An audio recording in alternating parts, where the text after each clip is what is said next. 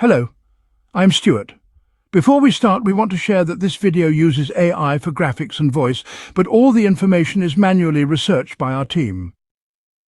Here in the video, we're going to talk about Visual Studio error code 1625.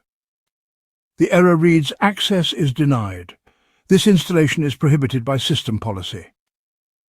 The error comes when users try to install Visual Studio online, but the installation fails with a message that the package fails to install and access is denied due to a policy restriction.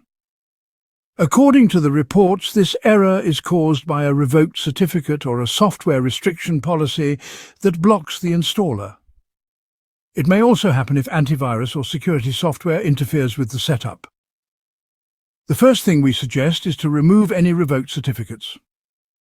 To do that, open Control Panel, then go to Network and Internet and select Internet Options. In the Internet Options window, click on the Content tab. Under Certificates, select Certificates. Then go to the Untrusted Publishers tab. Look for any revoked certificate and remove it. After that, close all windows. Then open the Visual Studio installer.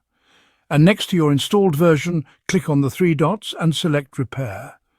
Then follow the prompts and check if the error still comes. If the error still comes, review your antivirus settings. Make sure the Windows installer service has full access to the registry and file system. Also, ensure you are running the installation as an administrator and check if this helps with the error. If the error still persists, check if there are other similar applications or security software that might be blocking Visual Studio from installing. Disable them temporarily and check if this resolves the error. At last, if the error still persists, contact Visual Studio support and ask for help. See if the error still comes. Thanks for watching. This is all we have for the error. If this video helped, don't forget to like, share and subscribe. Have any questions or issues? Drop them in the comments below. See you in the next one.